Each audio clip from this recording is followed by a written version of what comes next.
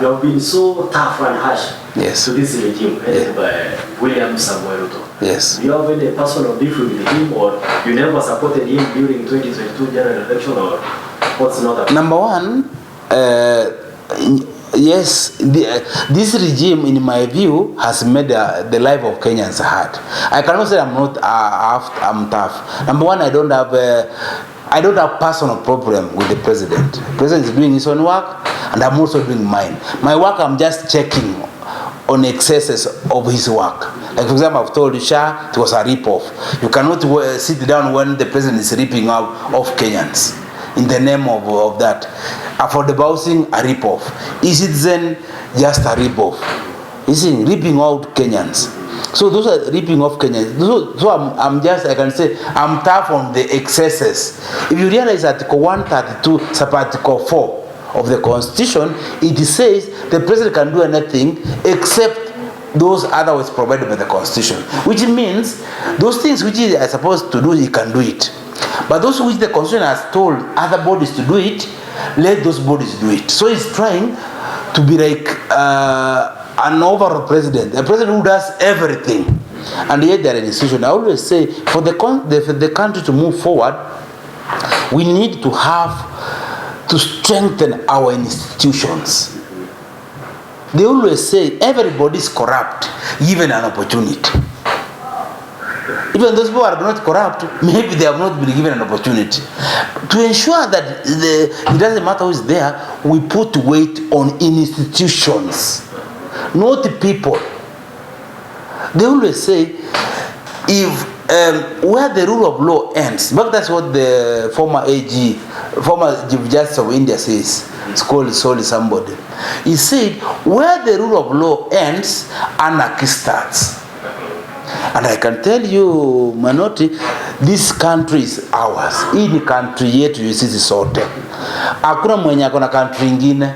Anatuhami Kenya, Kenya atuhami. Tunaishi hivi. Anything happens, sisi tuko hapa Kenya.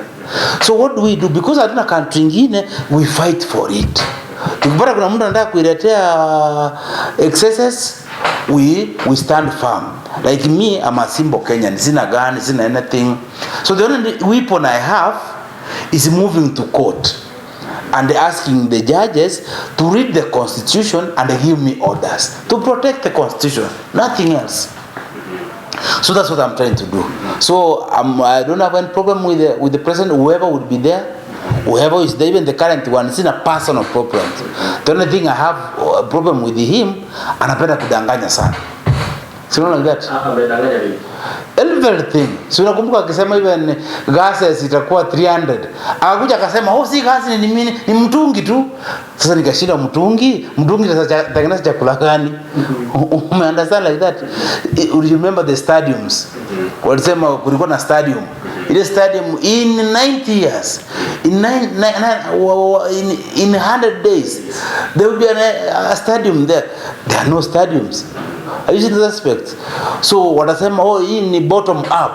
Pesa itakaa kwa mfuko. So if you read even the what they call the economy index, life of Kenyans are worse off than they were. Just look even how many companies are folding off. Even just check even though there's a section ya company kuingia receivership. Angalia zimeongezeka sana. So ukiangalia this one, the economy is very hard. So it means the buck stops at the president. He needs to make our life better. It's not a request. He even promised that he will make our life better. Like me, my life is very difficult. It's extremely difficult. Kitambo, even in terms of purchasing power, they were strong. So Kenyans have very weak purchasing power. So weak purchasing power means if you were to have 1,000 saizi uende kwa duka, usiende kwa duka kubwa, kioski tu unanunua vitu 2-3 baada zimeisha. So we can tell the pesa wa Kenya, hakuna pesa kwa mfuko ya wa Kenya. Pengine ni wewe peke yako, niambie, wewe pesa iko kwa mfuko kweli? Hakuna. Si ni ukweli? So hizi vitu nasema is not that they are magic. Wanasema si rocket science. Ni vitu unaona tu. So you understand? For example, when you realize, for example, walikuwa nasema hii government ya boda mama mboga, watu kama hivyo. But if you realize even during the cabinet forming, mimi nilijua tu cabinet itajaa tu mama mboga hapa na watu wa pikipiki hivi. But if you realize, but that's what even I will wish even later when we do the constitution amendment, we amend the constitution, we ensure that once elected, you are not allowed to come in public. If you realize that during that time, there were almost 6 or 10 constituents which had a by-election, which is very unfair to Kenyan. Because let me tell you, Manoti, to have a by-election, ya county moja, almost takes almost half a billion or thereabout, or a couple of millions. So it means we do a lot of things, we use money, we choose you. Then immediately you resign. You go to the minister, unakuwa minister. Ukieleza akina Murkomen walikuwa sio senator. Akina huyu Adan Duale alikuwa sio MP ya huko. Akina huyu wa Bungoma anaitwaje? Huyu speaker Wetangula alikuwa sio ni senator. Kulikuwa you can remember shida ni ile we use our money tukafanya election, choose. Then wakaresign, wakaingia in parliament, tukaendelea kuwalipa, but still we also used our own money again kufanya by elections. And as you realize, money as a resource is very scarce. We should use it prudently. So those are the things we are saying. We need to work as a team for Kenyans who would ensure that we have good governance. Sile pesa ziko na kidogo, we use it very well. You understand? So that at the end of the day, we get what they call value for our money. Yeah. Even in fact, you have read somewhere. Number one, the audience debt. Number two, you realize you just read in the internet. If you the initial cost or even SGR, ilikuwa pesa kidogo sana. When walikuja wakafanya hivi, triple now. Then watu wakakula pesa, whatever happens, wanasema mnyonge hana haki, and we move on. Yes. So watu wanasema one down, two down. Yes. Another question. Yes. About these institutions. Yes. We have the parliament. Yes. We have the courts. We have AG is there. Yes. We have EACC. Yes. Unaona kama these institutions wanafanya kazi yao ama they have slept really? In fact, I can say if you read the constitution very well, although wanasema there are 3 arms of government, if you read it very well, there are 4 arms of government: the executive, legislature, judiciary, and independent institutions. If you realize the independent institution was brought up by virtue of the history we had, where the executive essentially emasculated everybody. So the challenge we have currently is that the executive right now, even through appointment, has indirectly emasculated the executive and the independent institutions. That's why sometimes they don't work.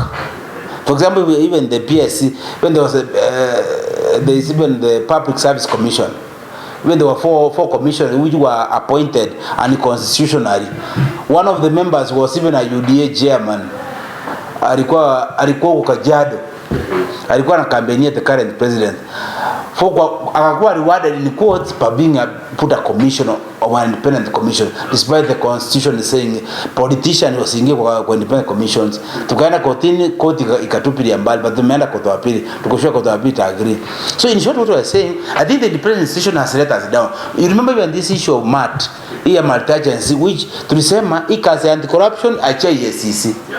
Ironically, the same day EACC ikakuja kwa press ikasema tuna support hii multi-agency chukue kazi yetu. Sasa imagine una support mtu, unamwambia ananyang'anya mamlaka because na yeye amesha kwa taken up by the executive, anaagiri sawa wewe tufanye MAT because mkubwa amesema. Kazi ya ukubwa inaje? Mkubwa kama mimi I believe in what called servant leadership. Wakubwa, if you read article 1:1 inasema sovereignty belongs to the people. Ukisikia wakubwa wanatakiwa uongee ni the common citizens. So I think the independent commission, to be honest, has let us the country down. We need even to have a national conversation why they have let us down, how can we sort it out, how can we make them better. But I think generally they have let us down. But this is what advantage. Kama judiciary imejaribu. Judiciary you can say imejaribu. But the independent institutions na parliament imekuwa taken over.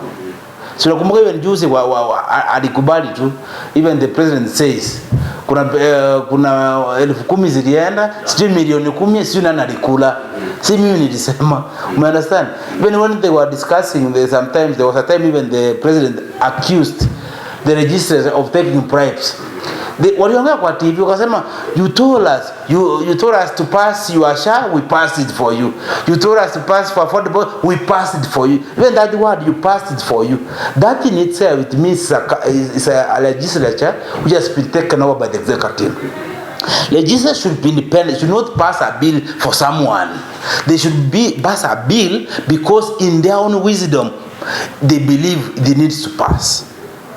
So that's what the things we're saying.